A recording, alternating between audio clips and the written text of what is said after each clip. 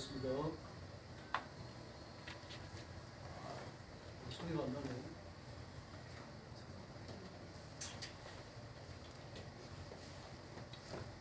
올려보세요.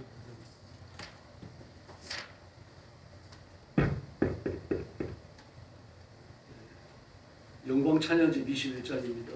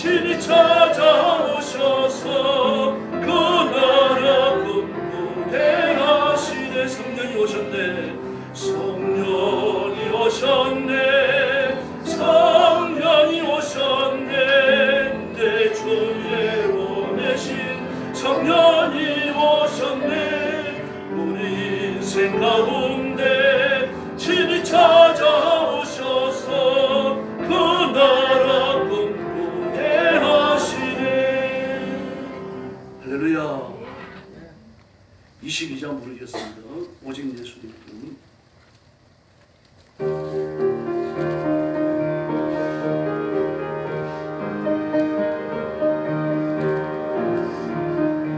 예수 예수 오직 예수님뿐 내게 가장 귀하고 귀하나 세상 진 주님께 비하여 내게 걸머지시는 나의 주 예수 예수 오직 예수 내게 가장 귀하나 햇빛 비치는 때야 폭풍 몰아칠 때에 그 언제나 날 지키시는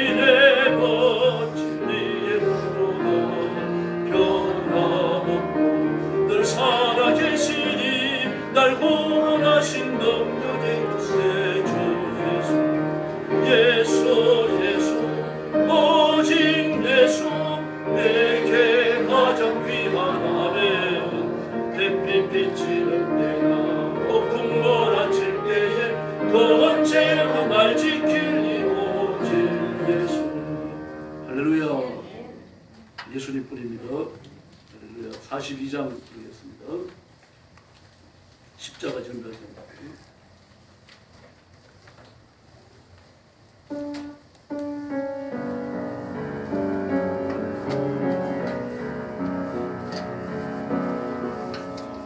난 지극히 작은 자 주인 중에게서 우리가 날 부르셨소.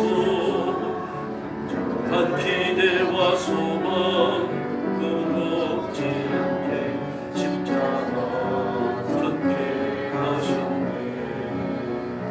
어디든 가리라 주 위에 서가면 나는 전하니 그 십자가 내 몸에 맨 십자가 보혈의 향기 온 세상 죄를 대낮이하네.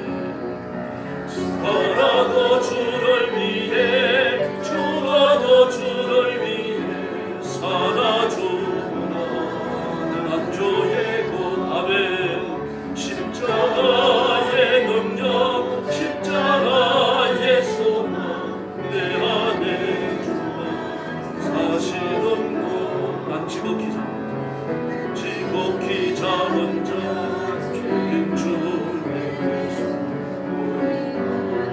날 부르셔서 저런 기대와 소망 끊어지 않게 십자가 걷게 하신 내 사랑 나의 십자가. 할렐루야. 고난의 십자가지만 내 사랑, 우리의 사랑인 줄 믿습니다. 찬송가 245장 부르겠습니다.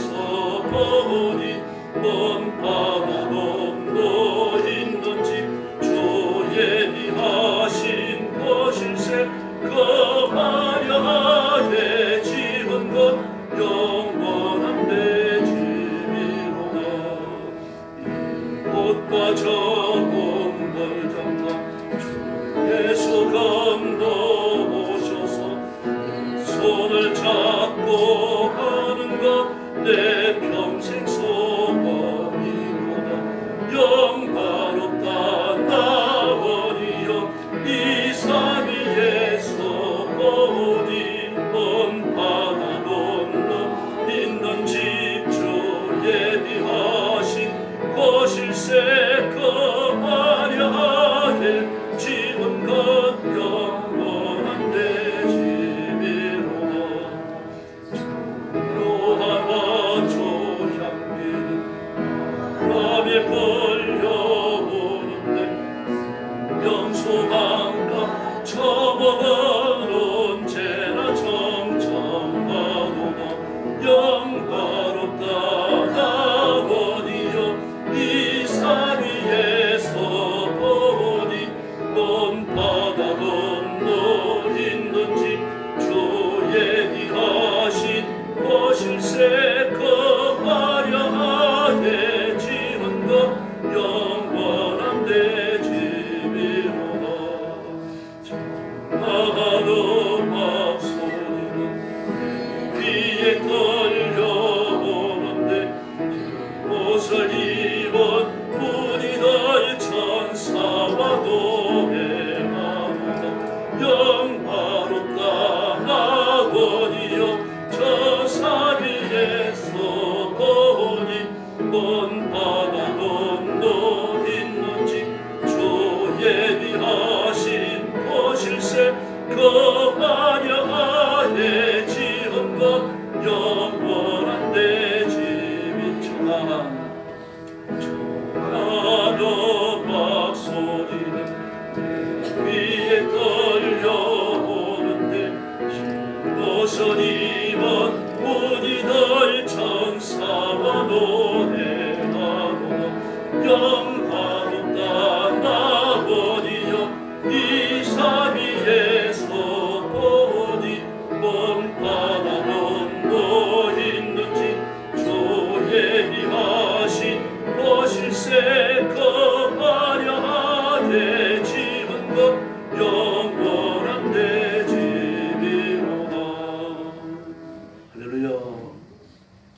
249장 부르겠습니다. 주사랑하는데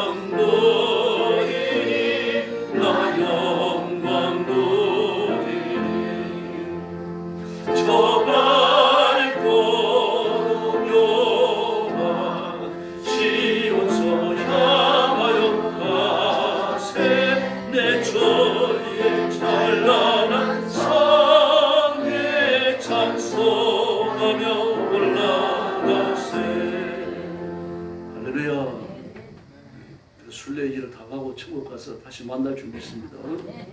먼저 가신 분들은 우리 왕교회 성도들 때 플래카드 들고 환영을 하고 오세요.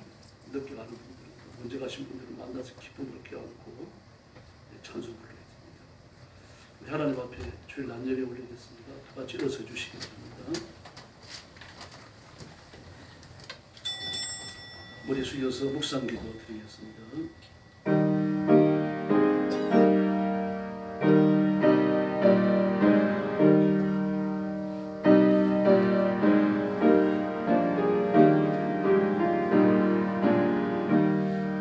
내 집 구하라. 내가 이방 나라를 내 유업으로 주리니 내 소유가 땅끝까지 이르리로다. 내가 철장으로 그들을 꿰뚫으며 질그릇같이 부수리라 하시도다. 아멘. 사랑의 아버지 감사합니다. 내 죄를 짊어지고 지옥의 형벌과 심판에 떨어진 저희를 복음으로 부르시고 그리스도의 보혈로 씻기고 이롭고 깨끗하게 해주셨으니 감사합니다.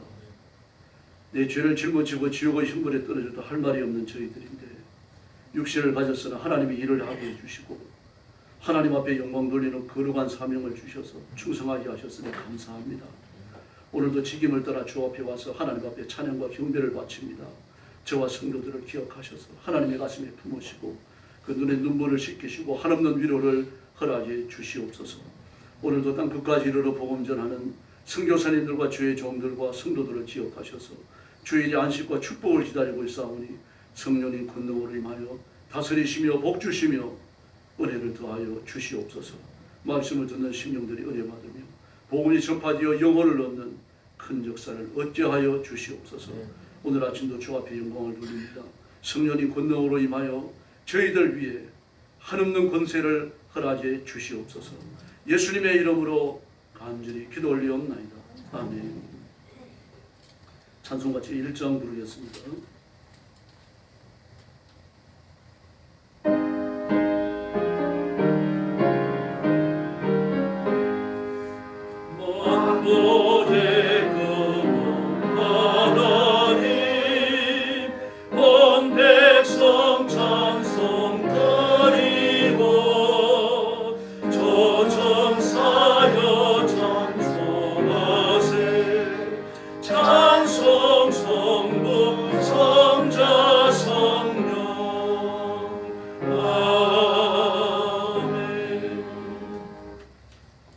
성시교도 하겠습니다. 시4편 주보에 있습니다. 너희는 떨며 범죄치 말지어다. 자리에 누워 심중에 말하고 잠잠할지어다. 여러 사람의 말이 우리에게 선을 보일 자 누구냐 하오니 주께서 내 마음에 두신 기쁨은 저희의 곡식과 새 포도주에 풍성할 때보다 더하니이다. 나를 안전히 거하게 하시는 이는 오직 여호와시니이다. 아멘. 머리 숙여서 신앙 고백하겠습니다. 나는 전능하신 아버지 하나님 천지의 창조주를 믿습니다. 나는 그의 유일하신 아들 우리 주 예수 그리스도를 믿습니다. 그는 성령으로 잉태되어 동정녀 마리아에게서 나시고 본디오 빌라도에게 고난을 받아 십자가에 못 박혀 죽으시고 장사된 지 사흘 만에 죽은 자 가운데서 다시 살아나셨으며 하늘에 오르시어 전능하신 아버지 하나님 우편에 앉아 계시다가 거기로부터 살아있는 자와 죽은 자를 심판하러 오십니다. 나는 성령을 믿으며 거룩한 공교회와 성도의 교제와 죄를 용서받는 것과 몸의 부활과 영생을 믿습니다. 아멘. 자리에 앉으셔서 134장 찬송 부르겠습니다.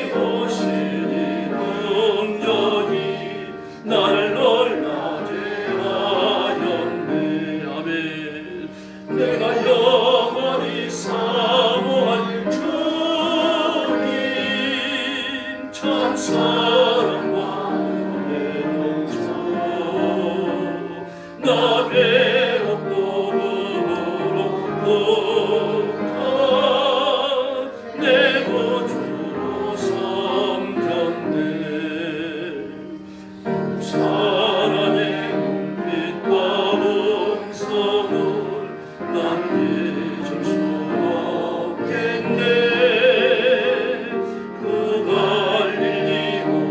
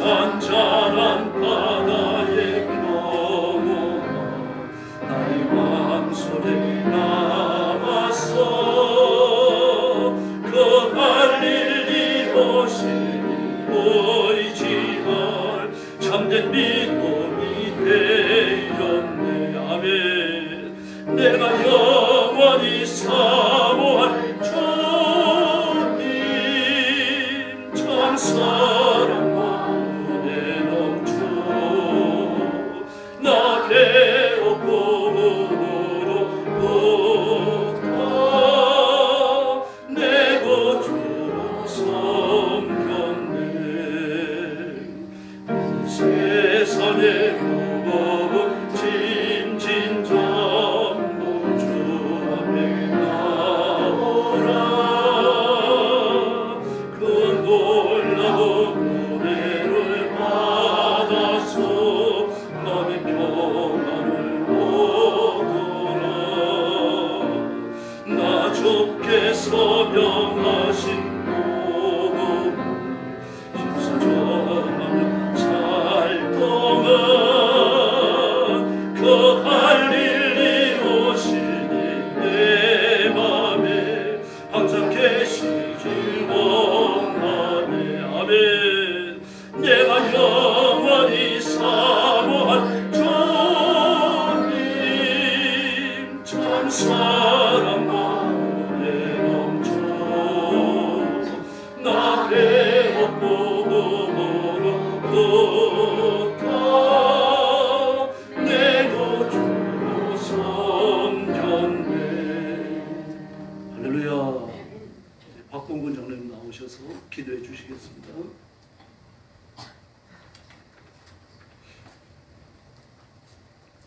할렐루야. 사랑과 은혜가 풍성하신 우리 아버지 하나님, 연일 계속되는 강추위 속에서도 우리 사랑하는 성도들을 이렇게 건강하게 지켜주시고 오늘 이렇게 거룩한 주일 아침에 한자리에 모여 예배하게 하시니 감사를 드립니다.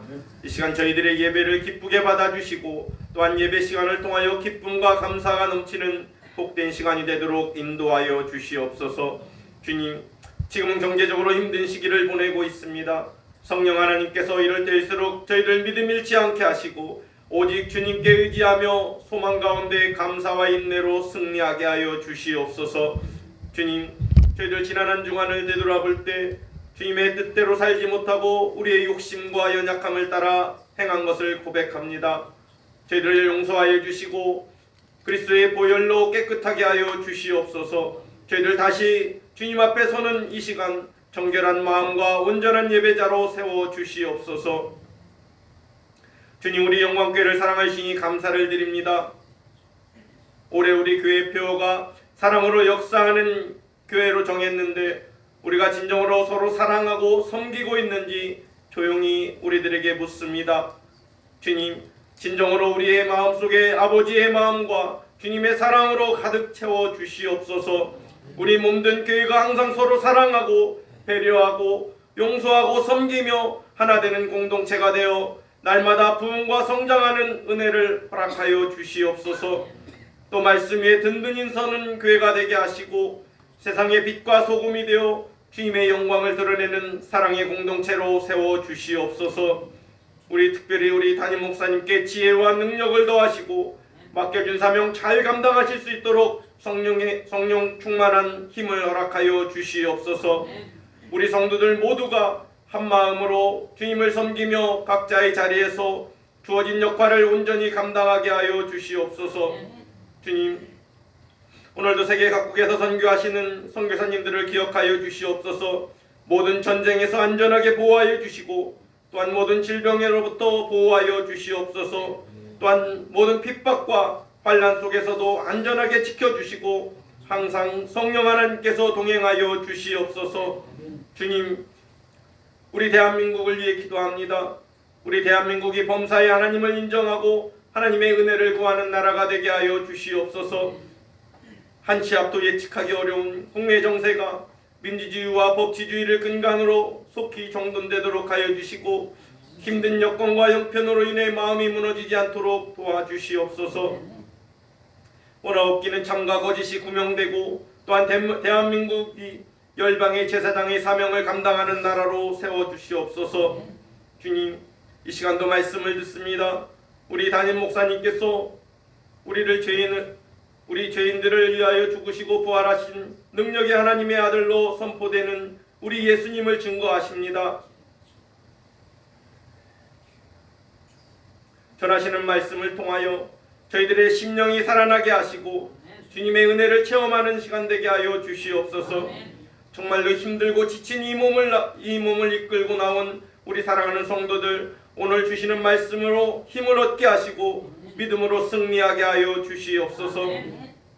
우리 영광교회 모든 성도들의 형편과 처지가 그 처지가 어떠한 상황이든지 평안함과 행복한 삶이 되게 하시고 항상 기쁨과 감사가 넘치는 능력의 말씀이 되게 하여 주시옵소서. 주님, 앞으로 11달 남았습니다. 교회와 성도들을 위하여 계획하신 모든 일들이 아름답고 은혜롭게 이루어지게 하시고 남은 이 11달 동안 우리 영광교회가 다시 힘있고 화이팅하여 생명력 있는 한 해가 되게 하여 주시옵소서. 오늘도 예배를 도우며 헌신하시는 우리 사랑하는 성도님들의 섬김을 기쁘게 받아주시고 하는 은혜와 사랑으로 채워주시옵소서. 이 모든 말씀 우리를 죄에서 구원하신 예수님의 이름으로 감사하며 기도드렸습니다. 아멘.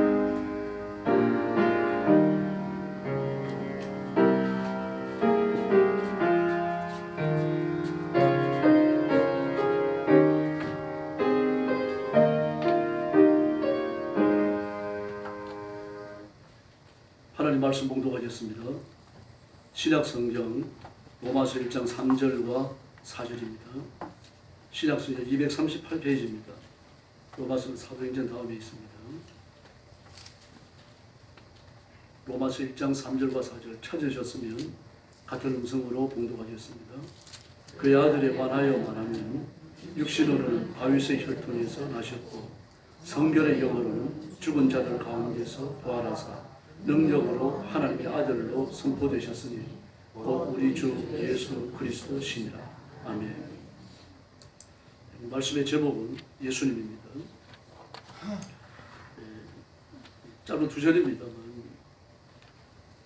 신학에 있어서 가장 중요한 기독론의 뼈대를 소개하고 있습니다.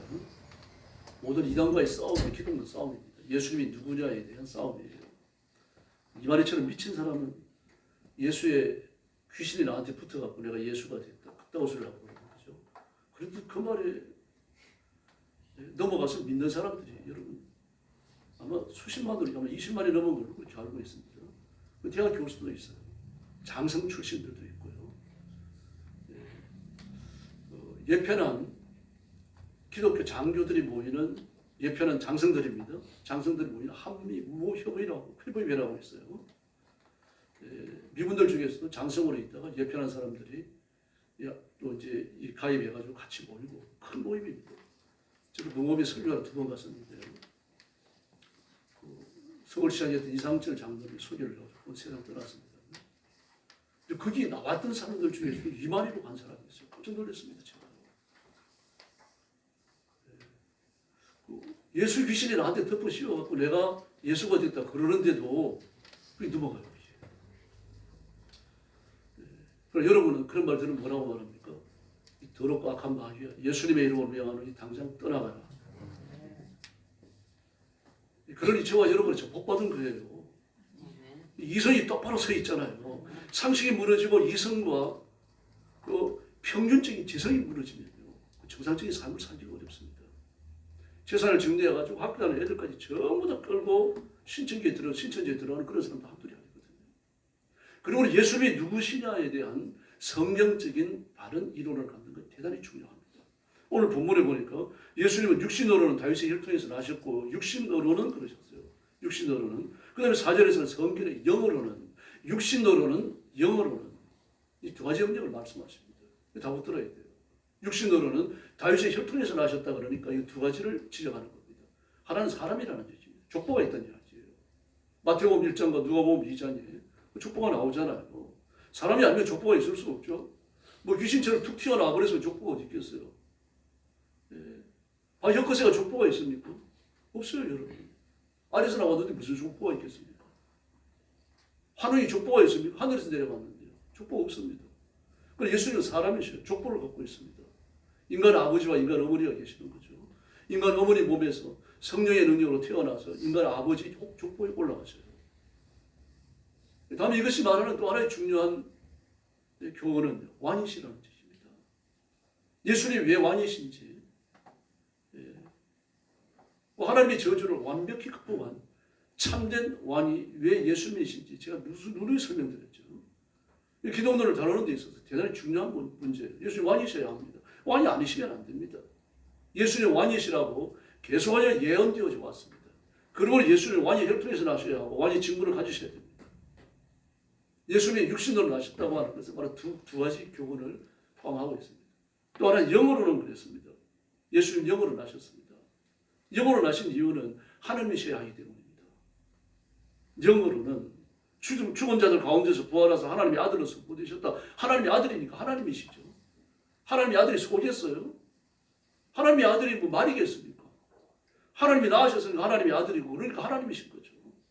다시 말해서 예수님이 영어로는 이 말씀은 하나님이 이 땅에 오셨다는 그런 얘기입니다. 예수님 메시아가 되는 것은 이 두 가지 신분이 어우러졌기 때문이에요. 완전한 사람이며 완전한 하나님이십니다. 이 말씀이 이제 왜 그래야 하는지 설교 중반 넘어가서 제가 설명을 해드릴 겁니다. 그래서 기독교 역사는 지난 2000년 동안 이 두 가지 사실이 끊임없이 공격을 받아왔습니다. 이단들이 그랬고 교회 안에서도 그랬고요. 심지어 거듭난 사람들도 예수님에 대해서 희미한 지식을 가지고 있었고요. 심지어 주 4세기 이전까지는요. 성령님에 대해서는 성령님이 하나님이시다. 이런 고백이 거의 발견이 안 됩니다. 아주 위험한 시대였죠. 예수님 당시에 예수님이 받았던 공격은 반민족주의자, 반율법주의자였어요. 왜 그런가 하면 그런 능력과 권능을 가지고 로마인들을 몰아내지 않거든요. 유대인들은 전통적으로 메시아가 이 땅에 오면은 성경과 관련 없는 겁니다. 메시아가 이 땅에 오면은 반드시 해야 되는 일이 있다고 생각했어요.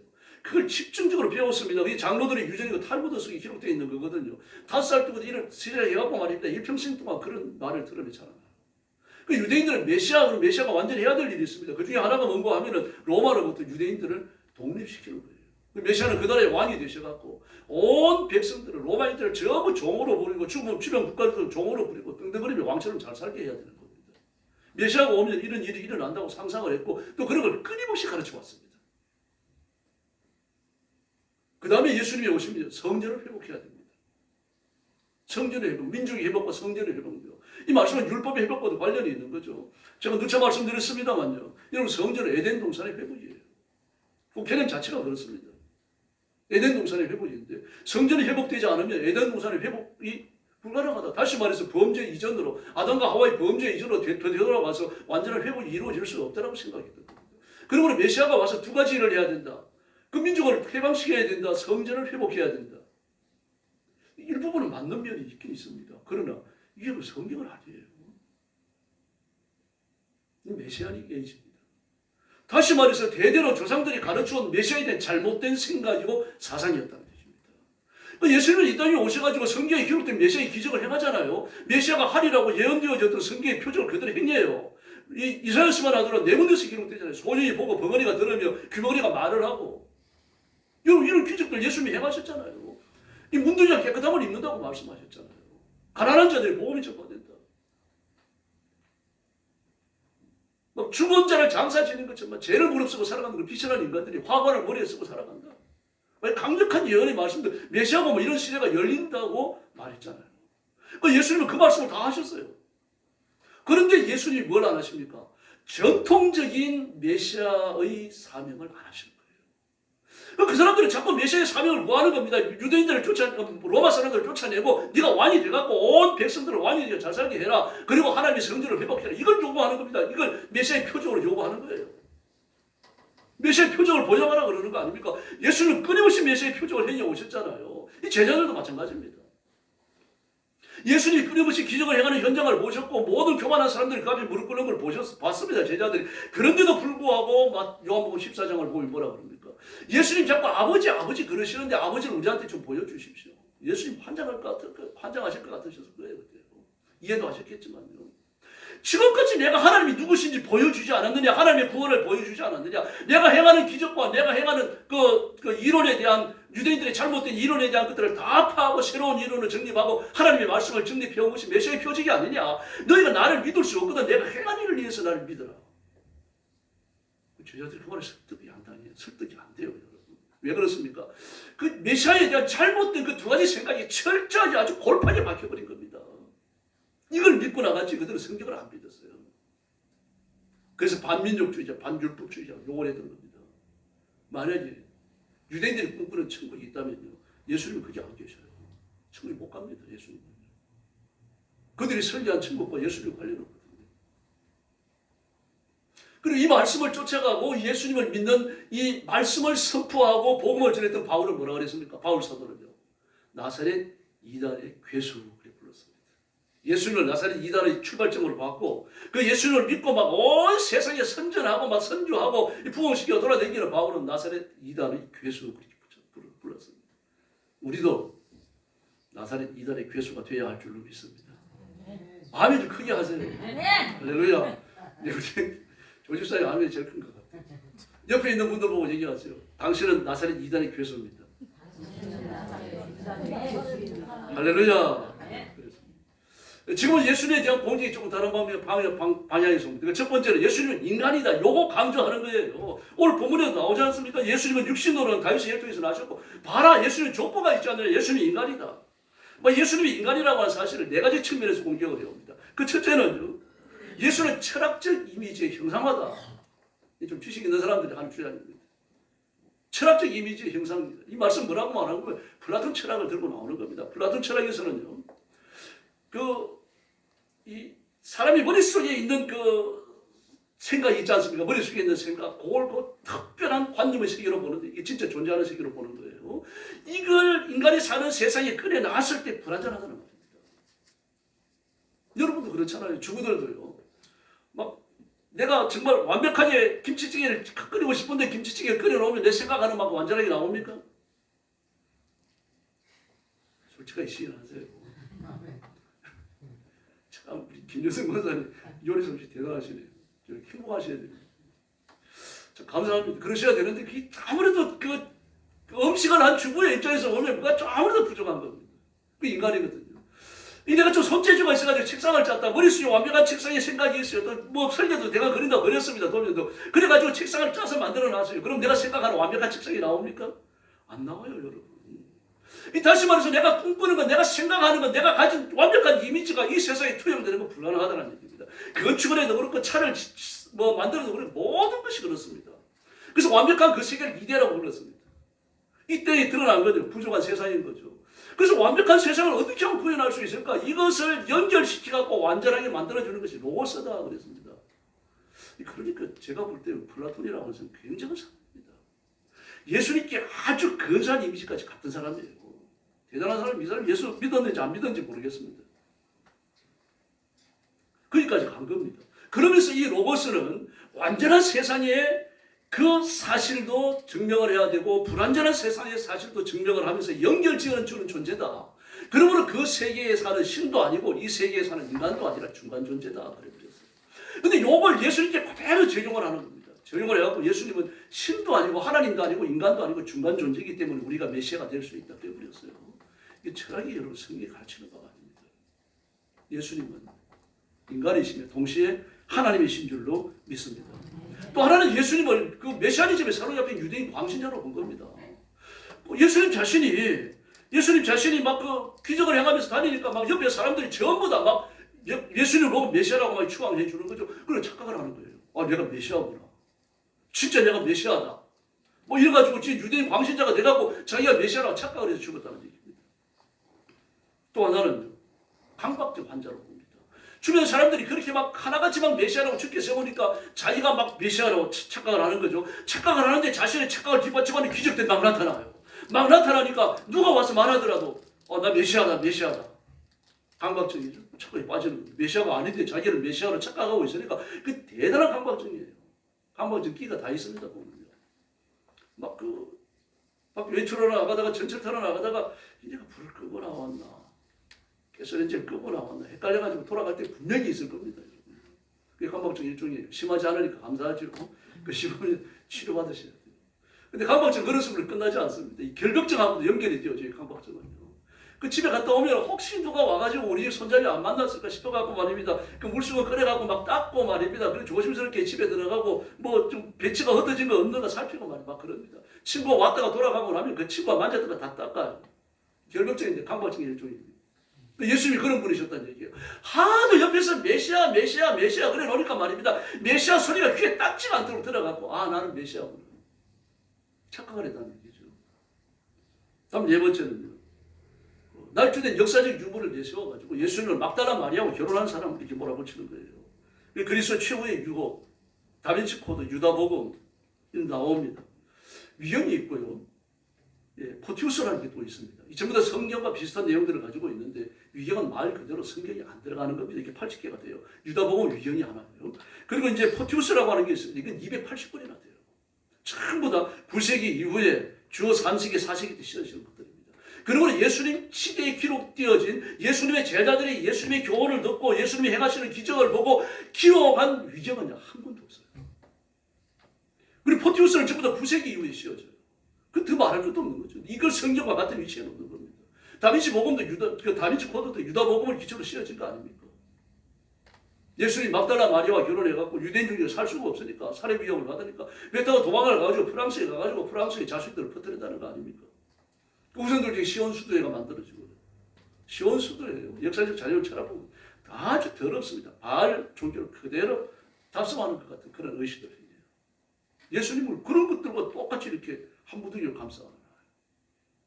그리고 예수님을 인간이라고 주장하는 사람들의 이론은요 하나밖에 없습니다. 예수님 메시아가 아니다. 이거 주장하고 싶어서 그러는 거예요. 근데 예수님이 인간이신 건 사실이에요. 그래서 신앙교학 중에 그게 있잖아요. 예수님이 주님이시라는 사실. 하나님의 아들이시며 우리 죄를 짊어지러 오신 그 메시아라고 하는 사실을 고백하고 있지 않습니까? 예수님에 대한 공정은 지금도 쉬지 않고 계속되어져요. 그 이유는 뭡니까? 한 사람이라도 복음을 못 듣게 해야 되기 때문입니다. 그 마지막 하는 일입니다.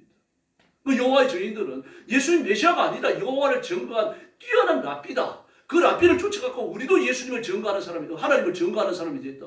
그래 여호와의 증인이라고 합니다. 여호와의 증인의 1호를 예수님이라고 그래요.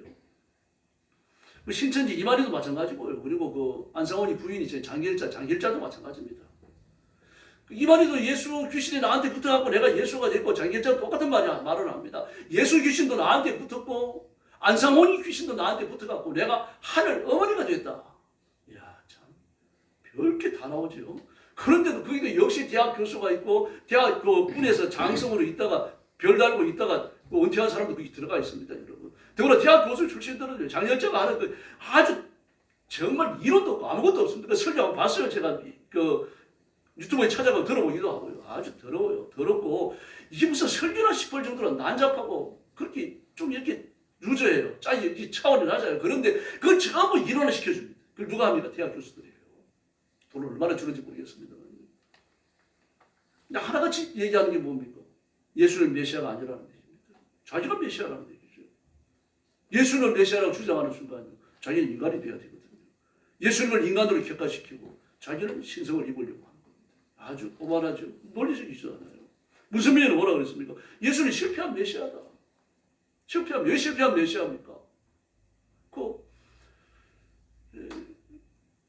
뱀이 하와를 유혹해가지고 그 선악을 알려는 나무 열매를 따먹게 했다. 그 그 선악을 알려는 나무 열매가 누구냐? 마귀라는 거예요.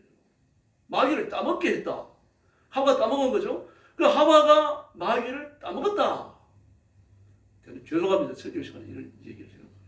남자들 그러잖아요. 여자 따먹었다 그러잖아요. 지금 그 말을 그대로 쓴 겁니다. 얼마나 저속하고 더럽습니까? 근데 그 말을 믿는다니까요. 토요일 교인들 지금도요. 한학자가 뭐라 그럽니까? 하늘 어머니라 그러죠. 참 어머니라 그러죠. 그 믿어요 그걸요. 그래서 그 하와와 마귀가 그렇게 그 같이 잠을 자가지고 죄가 이 땅에 들어왔는데 그걸 바로 잡으라고 예수님이 이 땅에 오셨는데 예수님이 이 땅에 오셔가지고 그걸 하셨어야 되는데 못했다는 얘기입니다. 자기의 깨끗한 피를 마귀의 피로 더러워진 여자들에게 자기의 깨끗한 피를 나누어 줬어야 사람이 구원의 길이 열리는데 그걸 못해갖고 자기가 와가지고 그걸 한다는 얘기예요. 좀 더러워요 여러분. 아주 엄란합니다. 아주 엄란합니다. 근데 그걸 믿어요 사람들이. 전 세계 사람들이 굴복당합니다. 지금도 한학자 만나러 가는 사람들은요. 반드시 두 가지를 해야 돼요. 하나님 앞에서 큰절해야 됩니다. 큰절 안 하는데 그냥 세배 정도가 아닙니다. 몸을 땅에 붙여야 돼요. 여러분, 몸을 땅에 붙이려면 어떻게 해야 됩니까? 이 무릎을 꿇고 땅에 붙일 수가 없어요. 완전히 펴가지고 깨구리처럼 납작이든지 아니면 옆으로 땅에 붙이든지 그래야 됩니다. 그 다음에 예물을 드려야 됩니다. 예물은요, 무슨 10만 원짜리, 20만 원짜리 이거 상상하시면 안 돼요. 몇 백만 원짜리, 몇 천만 원짜리 드려야 됩니다. 그래야 하나님 만날 수 있어요. 참 어머니, 하늘 어머니거든요. 근데 그걸 믿어요, 여러분. 뭐 수많은 정치인들이 거기 갔다 왔잖아요. 나경원이까지 갔다 왔다 그러니까 나경원이 기독교인이잖아요. 참 그 머릿속에 무엇들이 드는지 모르겠습니다. 많이 배운 사람도, 적게 배운 사람도, 권력이 있는 사람도, 막 그 사회적으로 지위가 있는 사람도 막 가갖고 옵니다. 예수님께 대한 바른 지식이. 그 사람이 인격을 붙들고 있지 못하니까 그런 일이 벌어지는 거죠. 여러분, 예수님은 인간이셔요. 맞습니다. 그러나 인간인 것만 갖고는 우리 죄를 사실 수 없습니다. 왜 그렇습니까? 하나님이 시험을 합니다. 모든 사람들의 모든 죄를 사하셔야 되기 때문에 그런 거죠. 교만한 인간들은 예수님을 인간이라고 끝까지 물고 늘어지는데 마귀는 달랐어요. 정반대로 예수님을 공격한다. 네가 하나님의 아들이라면은 이 돌 갖고 빵을 만들어 먹어라. 네가 하나님의 아들이라면 이 성령 꼭대기에서 뛰어내려라. 천사에 나타나가지고 네 발을 보호할 거다. 네가 하나님의 아들이라면, 네가 인간이 아니고 참된 신성을 가진 자라면 많은 사람들 앞에 그 신성한 능력을 드러내라는 이야기입니다. 네가 하나님식을 증명해라. 네가 신이라는 것을 증명해라. 인간들과 다르죠? 인간은 예수님의 인간성을 물고 늘어졌어요. 근데 마귀는 예수님의 신성을 물고 늘어지는 겁니다. 네가 인간이라면 40일 밥벌로 갖고 삐쩍 말아갖고 살아서 되겠느냐? 이 돌 갖고 떡 만들어 먹고 빵 만들어 먹어가지고 막 기력을 되찾아라. 뭐 그러는 겁니다. 네가 성전 꼭대기, 육신을 가지지만 성전 꼭대기에서 떨어져 내리면은 천사들이 나타나가지고 네 발을 보호할 게 아니냐. 많은 사람들이 보고 얼마나 너를 보고 놀래고 너를 추앙하고 너를 높이고 할 거냐. 막 귀가 솔깃해지는 말을 하죠. 그러나 예수님이 뭐라 그러십니까? 사람이 빵만 먹고 사는 게 아니다. 하나님의 말씀으로 삽니다. 그렇게 말씀하셔요. 주 너의 하나님을 믿으라. 주 너의 하나님께만 경배를 바치라. 그렇게 말합니다. 마지막에 예수를 시험할 때 하나님처럼 행동하라는 유혹을 던져요. 그런데 예수님은 일절 움직이지 않으십니다. 왜 그렇습니까? 돌 갖고 빵 만들 수 있습니다. 성전 꼭대기에서 뛰어내릴 수 있고요. 온 세상을 마귀 절 안 하더라도 휘어잡으신 왕이셔요. 그런데 이걸 일절 드러내지 않았습니다. 다 감추셔요. 왜 그렇습니까? 죽으러 오신 왕이기 때문입니다. 그 예수님은 자신의 육신을 위해 갖고 메시아의 능력을 단 한 번도 사용하신 적이 없습니다. 배고프다고 빵 만들어 먹은 적도 없고요. 제자들이 힘들다 그래가지고 제자들이 안수 기도해갖고 말입니다. 막 피곤이 단숨에 날아가게 하신 적도 없고요. 없으셔요. 이사야에 기록되어져 있는 예수님 자신의 메시아의 기적을 행하시기 위해서 병자를 고치셨을 뿐입니다. 예수님은요, 메시아의 능력을 하나님의 구원을 증명하는 일 외에 단 한 번도 쓰신 일이 없습니다. 그 능력의 거룩성을 보호해 주신 거죠. 여러분, 그러나 레위기 24장 19절로 22절에서 뭐라 그럽니까? 사람이 만일 그 이웃을 상하였으면 그 행한 대로 거기 행할 것이니 파상은 파상으로, 눈은 눈으로, 이는 이로 갚을지라. 남에게 손해를 입은 그대로 갚아주라는 이야기 아닙니까? 이것 때문이에요. 예수님이 인간이셔야 하는 이유는 인간의 죄는 인간만에 속하기 때문입니다. 소가 인간의 죄를 사할 수 없어요. 소는 소의 죄를 사할 수 있겠죠. 그러나 인간이 죄를 지었을 때 소나 양이나 비둘기나 심지어 말입니다. 가루 한 움큼만 들고 들어가도 하나님 앞에 죄가 용서되잖아요. 가루 한 움큼. 가루 한 움큼이 얼마나 그랬습니까? 가루 한 움큼이 얼마 정도라 그랬죠? 이렇게 주는 겁니까? 요겁니다. 요거요. 어떤 분이 요걸 달아보신다 봐요. 밀가루를 이거 쥐고 약 2g에서 4g 정도 됩니다. 손이 큰 사람들은 4g 짚히고 손이 작은 사람, 보통 사람은 2g 짚힌다 그래요. 정말 죄를 지었고 죄를 용서받아야 되는데 하나님 앞에 같이 비둘기 한 마리 살 돈이 없습니다. 그럼 이것만 들고 나오라는 얘기거든요. 근데 그게 사람의 생명을 사합니다. 그럼 밀가루 2g이 밀가루 4g이라고 그랬는데 곡식 4g, 곡식가루 4g이 어떻게 죄를 사합니까? 이 죄를 사하는 그 가루 한 움큼의 죄를 사하는 이 놀라운 축복의 배후에 누가 계시는 겁니까? 예수님이 계시는 거예요. 예수님이 십자가 위에 죽으시는 예수님이 십자가 위에서 가루 한 움큼을 위해 가지고 그 하나님 앞에 자신을 들여 헌신하는 그 사람을 위해 죽지 않으셨다면요. 지금부터 쉬웁니다. 구약은 다 그거에 대한 쉬워에 불과한 거예요. 그 예수님이 오셔서 십자가에 죽으시고 사흘 만에 부활하시니까요. 구약에 행했던 모든 의식들, 제사들이요, 율법적 행위들이 완벽한 의의를 갖추게 되는 겁니다. 그런데 그 일을 행하신 분이 누굽니까? 인간이시지만 하나님이셔야 돼요. 왜 그렇습니까? 읽어드린 것처럼 동상둥이 복수법입니다. 눈에는 눈, 이에는 이, 파상에는 파상. 한 사람의 죄는 한 사람의 생명으로만 사할 수 있습니다. 10사람의 죄를 사하려면 10명을 죽여야 됩니다. 100사람의 죄를 사하려면 의인 100명을 죽여야 됩니다. 이거 대속도 아니고 아무것도 아니죠. 정말 살육이죠. 그러나 하나님이시라면 한 분 하나님의 생명으로 죄지은 모든 사람들의 생명을 대신할 수 있습니다. 왜 그렇습니까? 하나님의 생명이니까요. 당연한 겁니다. 그러나 인간이셔야 하는 거죠. 그래서 하나님이 인간의 몸을 입고 이 땅에 오신 겁니다. 바울이 이 사실을 깨닫는 순간 전율하잖아요. 놀래요. 놀라면서 비밀이라고 말합니다. 이건 비밀이다. 비밀이죠. 그걸 누가 깨닫습니까? 하나님께서 깨닫게 하지 아니하시면, 하나님께서 초월의 지식을 주셔가지고 그 사람 지성을 열지 아니해 주시면요, 그 깨달을 길이 없는 거죠. 그래서 비밀입니다. 이 비밀은 시크릿가 아니죠. 이거 열고 읽으면 이해하는 시크릿가 아닙니다. 뭐 아무리 그 봉투에다 뭐 비밀 서류를 집어넣고 봉투를 붙이고 빨간 줄을 두 줄 긋고 탑 시크릿 막 읽어 비밀 써놨다고 하더라도 그 뜯고 열어보면 다 알아요. 그럼 미스테리는 어떻습니까? 백날을 읽어도 모릅니다. 참, 저도 미스테리 소설을 뭐 많이 읽었습니다만, 막 에가사 크리스티도 읽고 홈즈도 읽고 루팡 나오는 것도 읽고 막 읽어봤습니다만, 그 주인공이 나와가지고 마지막 설명을 해줄 때까지 그 몰라요. 범인이 누군지. 저 머리가 나빠서 그런지 모르겠습니다만. 근데 보면 그 주인공이 나와서 설명해주는 과정을 보면 이미 범인이 누구라는 떡밥이 다 있어요. 한두 개가 아닙니다. 다 앞에 소개되어 있어요. 그러나 보면서 우리는 몰라요.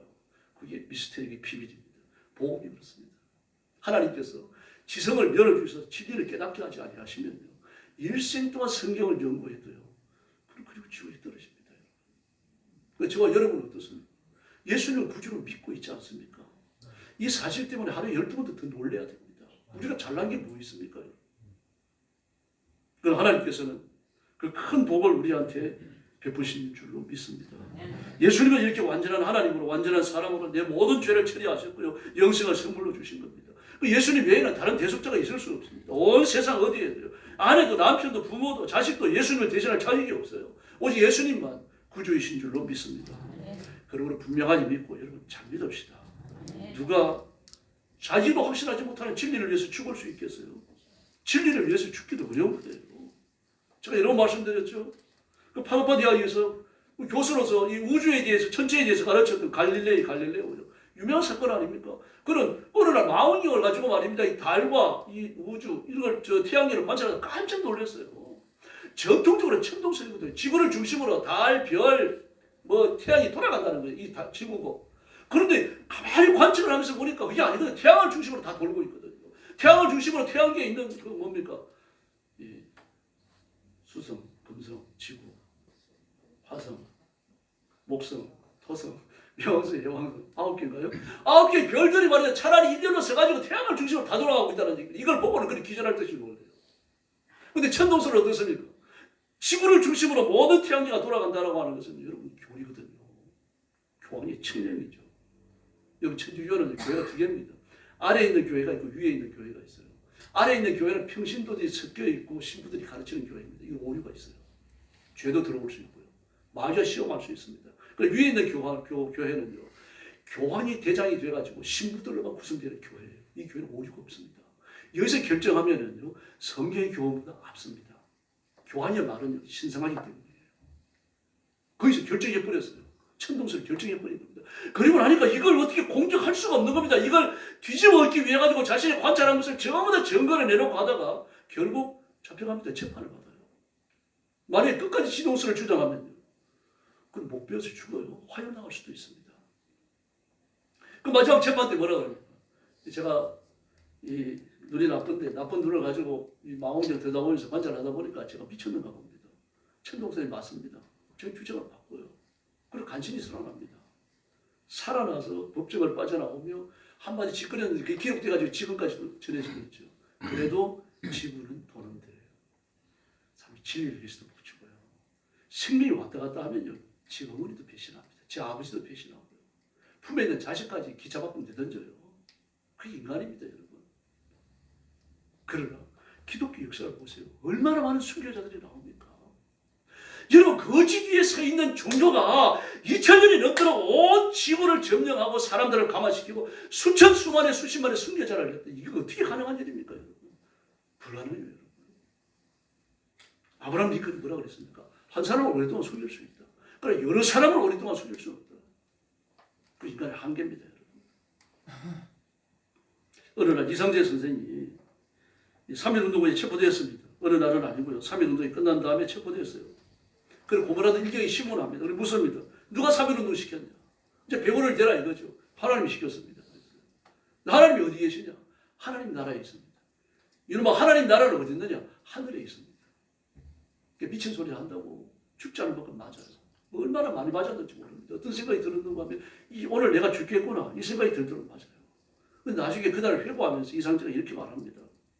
그날이 나의 생애의 가장 행복한 날이었다. 많은 세월이 흐른 지금이지만 그날을 돌이켜보면 지금도 가슴이 뛰고 하나님의 은혜가 내 몸에 흐르는 것을 느낀다. 그렇게 말했습니다. 그럼 독립투사 아닙니까? 그 대통령이 되기를 바라는 사람들이 한둘이었어요. 그러나 자기는 자기 생애에 있어 자기 가슴을 뛰게 했던 일이 독립운동이라고 말하지 않습니다. 일령들 앞에서 자기 신앙을 반듯하게 고백했던 그때라고 말해요. 예수는 이런 분입니다. 한 사람을 변화시키고 민족과 역사를 변화시키는 줄로 믿습니다. 예수님은 온 세상의 온 우주의 창조주이시고 역사의 주관자이시고 왕이십니다. 왕이신 예수님을 의지하면 두려울 것이 없을 줄로 믿습니다. 미친 소리 좀 들으면 어떻습니까? 그러므로 이왕 믿는 거 잘 믿어야 됩니다. 아무 열정도 없고 노력도 없고 죄와 싸우는 투자 현장도 없고 그러면 안 됩니다. 부산의 송건 교수님, 저도 이분의 간증을 듣고 좀 교회 모시고 그 집회를 좀 하고 싶어가지고 2번 전화를 하고 연락을 했는데 그분 너무 바쁘더라고. 주일날도 시간이 안 됐어요. 그때 못 모셨는데 이분이 30대에 믿습니다. 30대에 믿었지만 그 믿음의 확신이 있어요. 천국도 믿고 지옥도 믿고 이 기도의 응답도 믿어요. 예수님도 구주라는 걸 믿어요. 그러나 습관적 신앙으로 흘러가지고 그냥 물에 물 편듯한 겁니다.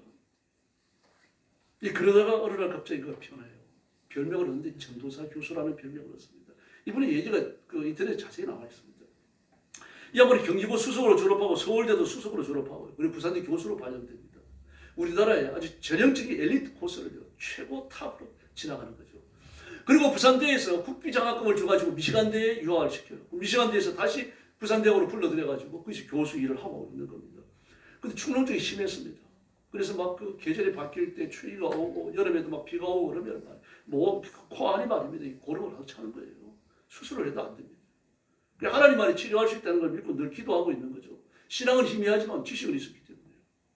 근데 그 교회에 이 병자들을 위해서 기도해주는 안수 집사님이 있었어요. 안철 기도를 하는 겁니다. 이 머리도 때리고 어깨도 때리고 이러면서 손만 얹고 기도하는 게 아니고. 그런데 정확한 의사니까 목사님이 허락을 하고 그랬어요. 근데 하루는 이제 이분한테 기도를 부탁했습니다. 와가지고 이제 이렇게 때리면서 안철하며 기도하는 거예요. 앉아있고 뒤에서 어깨를 때리면서. 그런데 병을 위해서 기도하는 게 아니라 막 야단을 치는 겁니다. 어째서 그렇게 하나님이 주신 것을 시작이 생각하느냐. 네가 네 힘으로 경기고등학교 수석 졸업하고 서울대 수석 졸업하고 네가 네 힘으로 부산대 국립대 아닙니까 여러분. 부산대 교수로 가는 게 보통 일이 아닙니다. 여러분. 서울대 수석 졸업자를 다 가는 거 아니에요. 부산대가 자기 이력을 쭉 꿰는 거예요. 그 사람 자기 이력을 꿰다는 것도 이상했고요. 뭐 그리고 그 말을 들으면서 많이 웁니다. 눈물을 척척 흘리면서 울어요. 근데 그분은 축농증 낫게 해달라고 기도 한마디 하지 않았어요. 그리고 나서 하나님이 사랑하신다는 걸 확정을 주고 딴 사람 기도해주고 하셨어요. 근데 혼자 앉아가지고 많이 울었어요. 근데 그날 밤에 예수님이 어떤 것인지 뼈저리 깨닫고요. 축농증까지 깨끗이 나은 줄로 믿습니다. 그 이후로요. 그는 수업 시간에 들어가서 학생들만 가르치는 게 아니라 꼭 전도를 합니다. 별명이 전도사 교수가 됐어요. 묻습니다. 하도 이제 시간만 나면은 그 수업하다가 기왕 오면 예수 믿으라고 말하니까 도대체 교수님 왜 교수하시는 겁니까? 물었어요. 그랬더니 딱 한마디 하는 겁니다. 나는 예수님 자랑하려고 교수해. 할 말이 없는 거죠. 그래서 안 쫓겨났습니다. 부산대에서. 국립대 아닙니까? 지금도 하고 계실지는 모르겠어요. 구세군을 창립했던 윌리엄 푸드가 이런 말을 했어요. 기독교에 닥쳐올 가장 큰 위험은 성령 없는 그리스도인, 그리스도 없는 기독교, 중생 없는 용서, 하나님이 없는 덕행, 지옥 없는 천당이다. 그렇게 말했습니다. 잘 믿읍시다. 광고 시간에 우리 민족이 얼마나 큰 복을 받는지 잠깐 말씀드릴 거예요. 제가 이런 얘기 설교 시간에 했었는데 이제 안 합니다. 광고 시간에 잠깐씩 해요. 말씀이 좀 희석되는 것 같아갖고요. 이 세상에는요, 누구 잘 살게 해주고 떼들 보게 해주는 그런 개인도 없고 국가도 없어요. 이게 안 되면 가차없이 칼질하고 내버립니다. 근본적으로 인간은요, 이익에 따라서 움직이기 때문에 그럴 수밖에 없는 겁니다. 그리고 국가적 차원에서도 진정한 무관이 없습니다. 우리가 미국이 도움이 안 된다고 생각하면요, 미국은 언제든지 우리를 버립니다. 도움이 된다고 생각하니까 붙들고 있는 겁니다. 최근에 미국과 우리가 국방협약서를 새로 썼어요. 그 중에 뭡니까? 내가 너희들 나라에 배도 건조하게 하고 우리가 필요한 이거 이런 것들을 다 맡길 테니까 미군 중에서 단 한 명도 빼낼 수 없다. 미군을 한 명도 축소할 수 없다고 말했어요. 정치자권을 내놓으라 그러는데 정치자권 내놓을 수 없다. 중국이 망하고 나면 내놓겠다. 그런 내용들이 들어가 있어요. 근데 이재명 대통령 사인을 하고 트럼프도 사인을 다 했습니다. 그런데 배석이 안 나오죠. 인터넷 들어가면 잘 볼 수 있습니다. 여러분, 첫째는 그런 말을 했습니다. 정치인들이 바로 5%만 믿어도 실수합니다. 여러분, 예수 믿으면 영생을 얻습니다. 잘 믿으면 복을 받는 줄도 믿습니다. 예수님은 그 앞에 나와가지고 어떤 성도를 한순간도 못 번쳐가지 않으십니다. 예수님을 믿으면 돼요. 인간은 배신도 하고 그렇습니다. 그러나 예수님은 배신한 적도 없고 버린 적도 없고요. 자기를 배신한 제자들까지 끝까지 외면하지 아니하십니다. 그러므로 거짓 오장치 증거듯이 예수 꽉 붙듭시다. 꿈에서도 예수님을 붙듭시다. 그 예수 잘 믿고 구원받고 복받고 승리하는 성도들이 되기를 예수님의 이름으로 축원합니다. 한번 통성으로 기도합시다. 큰 믿음 달라고 구하시고 배신하지 않는 믿음 달라고 구하시고 이왕 믿는 거 하나님 아버지 복 좀 주십시오. 안타깝게 좀 부르시옵시오. 건강의 복과 물질의 복을 위해서 기도하시기를 바랍니다. 같이 기도하겠습니다. 자비하신 하나님 아버지 감사합니다. 오늘 아침 주 앞에 나왔습니다. 우리 성도들을 사랑하시고 우리 교회를 사랑하시고 때를 따라 도움과 은혜를 주시는 것을 감사합니다. 하나님과 나 사이에 막힌 담이 없는지 점검하게 하시고 하나님 아버지 성령 충만함으로 예수님께서 주시는 보혈의 권능과 능력으로 우리가 다 성결한 자가 되고 예수 그리스도의 장성한 분량이 이르러 하나님의 복을 누리며 승리를 누리며 살게 하여 주시옵기를 아버지와 간절히 원하고 기도합니다. 귀한 성도들을 주님 앞에 맡깁니다. 하나님의 말씀이 붙어주시기를 바랍니다. 악한 자가 만지지 못하게 하여 주시기를 바랍니다. 우리 성도들의 기도를 들으시고 기도에 넘치는 응답을 허락하여 주시옵소서. 약한 자들이 강성하게 하시고 미천한 자들이 존귀해지게 하시고 가난한 자들이 하나님의 부에 참여하고 복을 내려주시옵소서. 건강의 복을 주시옵소서. 하나님 손길에 붙들려서 기적같은 삶이 펼쳐져서 역사하여 주옵시기를 간절히 원하고 기도하옵나이다. 우리 교회도 부흥시켜 주시옵소서. 예수님 오시는 그날까지 살아있는 교회가 되게 하시고 말씀의 성결과 의로움을 지켜나가는 깨어있는 교회가 되게 하여 주옵시기를 간절히 원합니다. 우리 성도들 다 주님 앞에 맡겼습니다. 하나님께서 맡아주시기를 바랍니다. 책임져 주시기를 바랍니다. 주의 손으로 믿으시고 안수하시며 복 주시기를 간절히 원하고 기도하옵나이다. 자비하신 아버지 은혜를 감사합니다. 비천하기 짝이 없는 저희들을 불러서 예수 믿게 하시고 영생을 얻게 해주셨으니 영광을 돌립니다. 내게 일어난 이 기적같은 변화를 기억하고 예수님만 바라보고 십자가만 의지하고 하나님께만 충성을 바치는 저희들 되게 하여 주옵소서. 마귀의 어떤 속살거림을 듣고 그리고 이단의 말을 듣는다고 하더라도 성령님의 감동과 성령님이 주신 지혜로움과 말씀의 말을 의지하고 따라가는 저희들 되게 하여 주시옵소서. 귀한 성도들을 주 앞에 맡겼습니다. 육신을 갖고 이 땅에 사는 동안 성령의 권능을 주시고 건강의 복과 물질의 복을 주시옵소서. 그래서 마음껏 주를 섬기고 사명을 따라 죽도록 충성하는 존재한 일꾼들 되게 하여 주시옵소서. 예수님의 이름으로 간절히 기도 올리옵나이다. 아멘.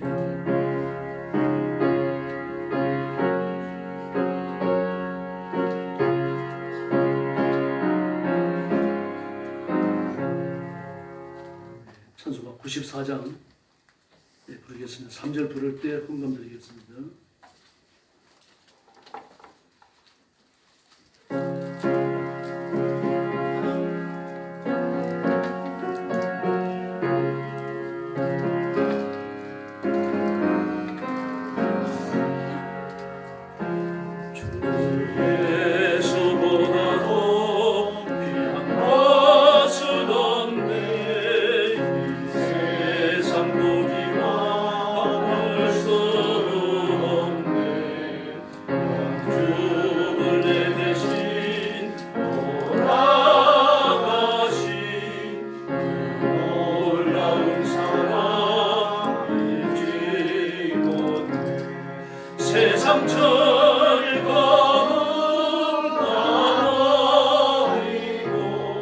세상 자랑 다 버렸네.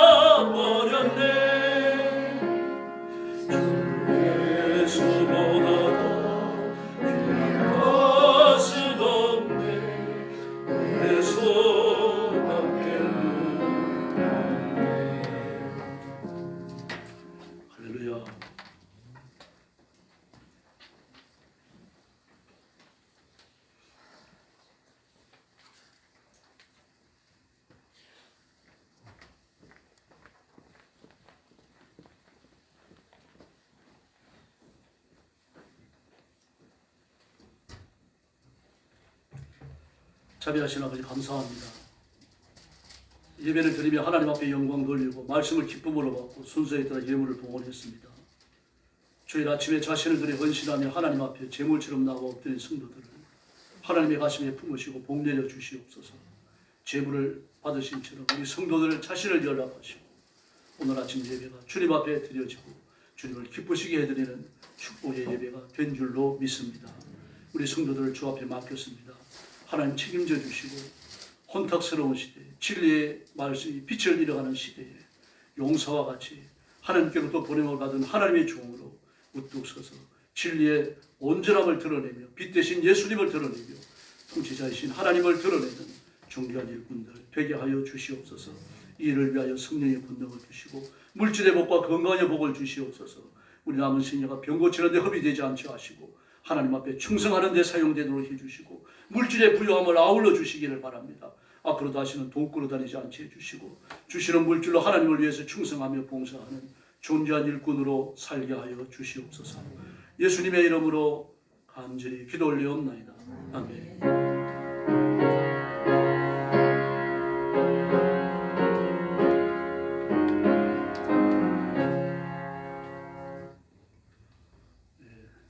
교절 같이 외우겠습니다. 시 22편 28절 같이 외우겠습니다.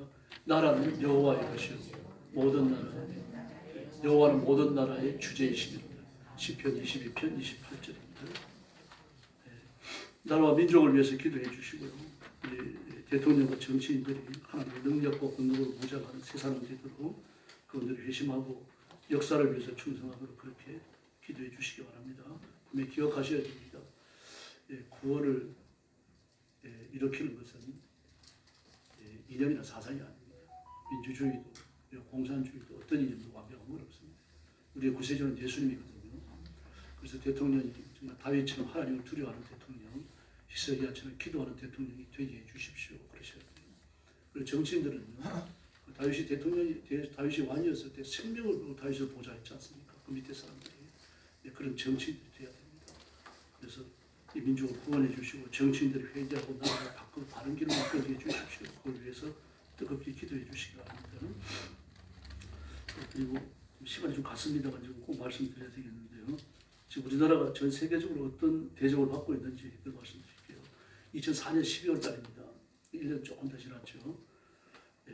구글의 전 CEO였던 에릭 슈미트가 스탠퍼드 대학에서 학생들에게 했던 강연이에요. 이 내용을 아주 간단하게 추려한 겁니다. 여기 보면 이렇게 말했습니다. 앞으로 AI 시대에 살아남을 선두국가는 미국과 중국과 한국이다 그랬어요. 일본과 인도가 포함될 수 있겠지만 그 미래는 장담할 수 없다 그렇게 말했고요. 그중에 한국이 가장 우수한 하드웨어와 소프트웨어를 동시에 발전시킨 나라다 그렇게 말했습니다.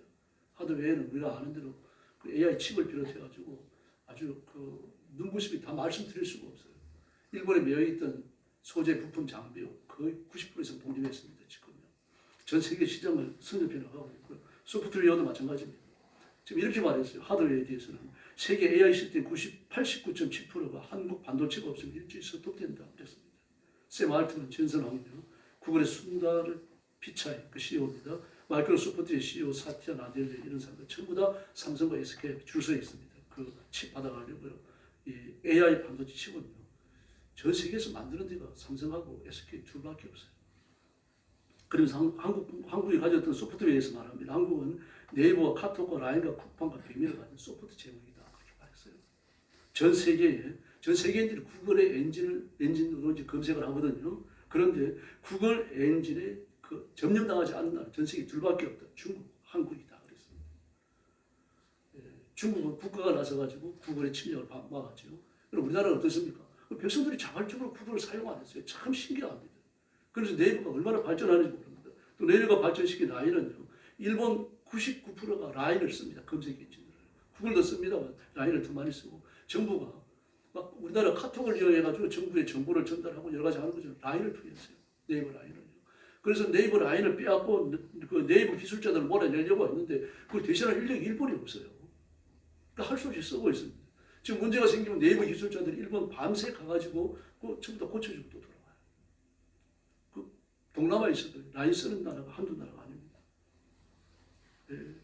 그리고 이 한국은 지금 네이버와 카톡에서 한창 연구 발전시키고 있는 컴퓨터 AI 언어는 세계 최고고 최강이라고 했습니다.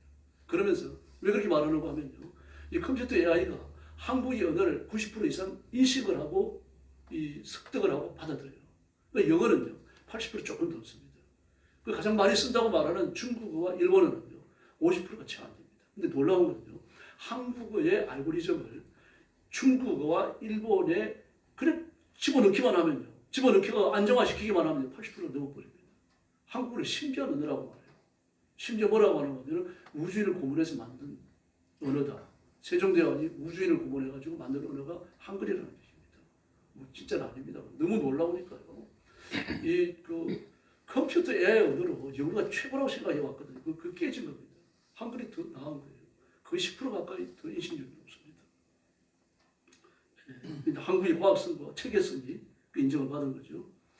예, 전 세계 미국, 한국, 중국만이 이커머스에서 지켜냈다. 이커머스라고 하는 건 뭐 정보나 상품이나 뭐 여러 가지를 인터넷에서 사고 파는 걸 말합니다. 예, 전 세계를 지배하고 있는 이커머스는 아마존이죠. 뭐 그냥 미국에서부터 아프리카 이렇게까지 아마존 안 쓰는 나라가 없어요. 중국어 뭐 씁니까? 알리 쓰고 있죠. 또 뭐 이런 거 쓰고 있잖아요. 그런 거 쓰고 있어. 이커머스 뭐 쓰고 있어. 우리나라는요 카톡 쓰잖아요. 뭐 카톡이 아니라 지금 몸에 쿠팡 쓰고 있지 않습니까? 배민 쓰고 있죠. 쿠팡 쓰고 있죠. 아마존 쓰는 사람 거의 없습니다. 이런 걸 이제 이야기를 했어요. 미국과 중국과 한국만이, 뭐 중국이야, 뭐 미국이야 원래 그런 나라고 중국과 한국만이 이 커머스로부터 지켜냈다 이렇게 말합니다. 그리고 한국의 삼성과 SK는 차세대 AI 칩은요 성능은 300억, 전기는 절반밖에 안 들어갑니다. 이걸 생산하는 유일한 나라다. 아마존과 구글과 그리고 마이크로소프트의 데이터 센터 시스템 80%가 한국에 칩이 없으면 그 나라는 문 닫아야 된다 그렇게 말하고 있습니다. 사실에 대한 이야기입니다. 그리고 우리도 모르는 얘기를 했더라고요. 서울시청 지하 5층에 내려가면 전 세계 어디에도 없는 AI 컨트롤 타워가 있다고 해요. 그 이름이 서울 언더그라운드 네트워크라고 합니다. 24시간 서울의 모든 걸 감시합니다. 다 감시하면서 교통과 물류와 에너지를 실시간으로 최적화를 해주는 거죠. 심지어 뭐까지 건드리는 거 하면은 건널로에 신호등 바뀌는 것까지 컨트롤을 합니다. 그 지역에 너무많은 차들이 이렇게 있으면요 다른 신호등을 열어주는 거죠. 다른 신호등을 열어줘가지고 그쪽으로 차가 가도록 만들고 원활히 지금 또 이쪽 신호등을 닫고 또 딴 쪽 신호등을 열어주고 이런 것까지를 AI가 하게 하고 있어요. 우리나라가. 저도 그걸 보고 깜짝 놀랐어요. 우리보다 더 많이 하고 있어요.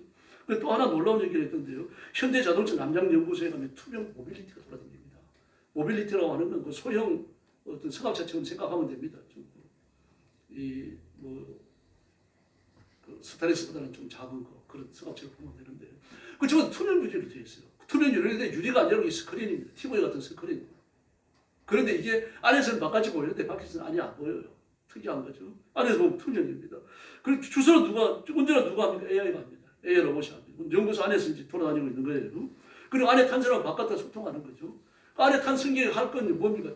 인터넷 검색하고 회의하고 영화 보고 뭐 이런 거밖에 없습니다. 이런 투명 모빌리티 AI가 돌아다니는 이런 차를 시험하고 있는 전 세계에서 대한민국밖에 없다. 그렇게 말했어요. 5년 안에 일반 인공지능이 나타나고 초지능도 나타나는데 둘 다 인간의 지능을 뛰어넘는다. 6년 안에 인류의 총합지능을 넘어서는 우월한 초지능이 출현하는데 여기에 대한 완벽한 대응은 한국만이 하고 있다. 저는 이걸 읽는데 가슴이 뭉클해지더라고요. 우리도 몰랐는데 전문가는 이걸 전부 다 연구를 하고 자료를 다 준비를 해갖고 내놓고 그랬어요. 하나님 우리나라를 사랑하시는 겁니다. 저와 여러분을 사랑하고 우리가 살아서요. 눈을 볼 수 없는 눈부신 발전을 보이게 될 겁니다. 지금 에릭 슈미트가 건드리지 않은 게 있습니다. 유전자예요. 지금 유전자 기술도 눈부십니다. 전 세계적으로. 중국 같은 경우는요. 쥐의 체세포 하나를 가지고 그걸 배아로 증폭을 시켰습니다. 배아를 뛰어넘으면은 태아가 되고 태아에서 새끼가 되어 나오잖아요. 근데 배아단계에서 28주를 살렸어요. 정의적이죠. 태아를 곧 만든다는 얘기죠. 그 쥐나 이 돼지의 태아는 지금 나왔을 겁니다. 이게 사람에게 적용되면요. 사람에게 적용하는 시험도 했을 겁니다. 왜 이런 시험들을 합니까? 장수하기 위해서요. 죽지 않기 위해서입니다. 다만 이걸 감추고 있죠. 도덕성과 관련이 있기 때문에. 네, 우리가 이런 시대에 살아가요, 여러분. 그래서 기도하셔야 되고요. 여러분이 말씀 붙여 읽으셔야 됩니다. 정말 유전자 조작으로 모든 병을 고치고 죽음을 물리쳤다고 말하고 말입니다. 온 세상이 진부된 과학으로 도래될 때 사람들이 일 안 해도 한 달에 500만 원씩 1000만 원씩 받아가지고 놀면서 살아가는 그런 세상이 펼쳐질 때 예수 믿으라고 말할 수 있겠어요? 주일날 예배드리는 교회 나오시겠습니까? 지금이에요, 여러분. 지금 믿음을 붙들고 여러분을 단단히 세우지 아니하시면요, 예수님이 이 땅에 오셨을 때 까무라치는 것처럼 놀랄 겁니다. 진짜 오셨네요 이러면서요. 노아 시대와 똑같아요. 노아 가족 외에는 아무도 종말에 대한 대비가 없었어요. 예수님 오실 때 그럴 겁니다. 그래서 이왕 믿는 거 잘 믿읍시다. 옆에 있는 분들하고 한번 얘기해 줍시다. 이왕 믿는 거 잘 믿읍시다. 할렐루야. 감사합니다. 오늘은 점심으로 김밥이 준비됐고요.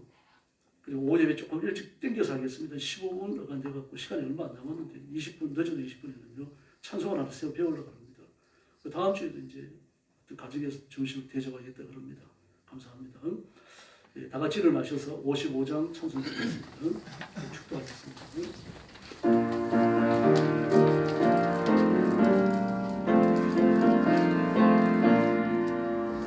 주 이름으로 모였던 우리가 지금 헤어질 때에 언제나 함께 하시며 평안케 하소서.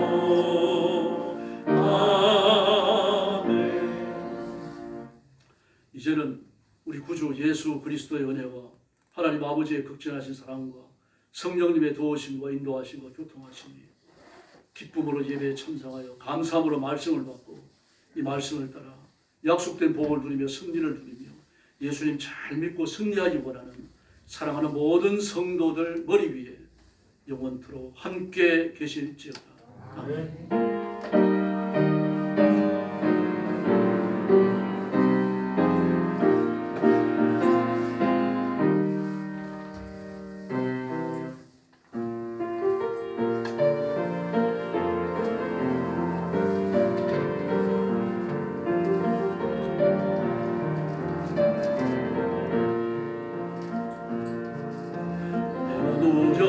모든 것들이 내가 지나왔던 모든 시간이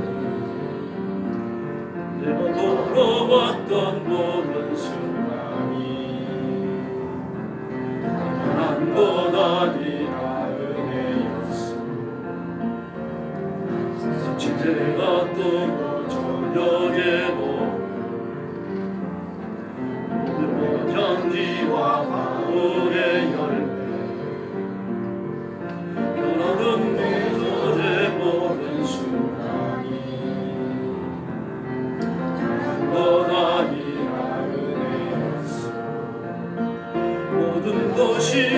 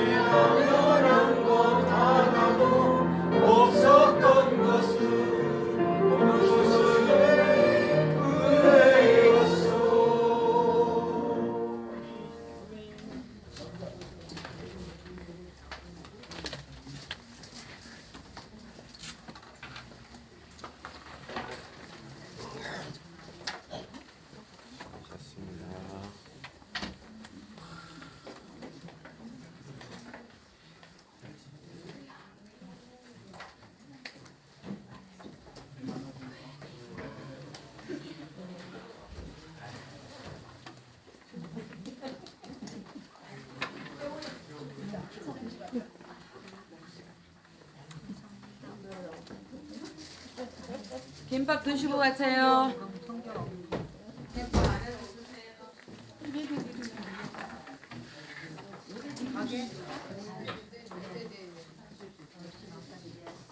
몇 시?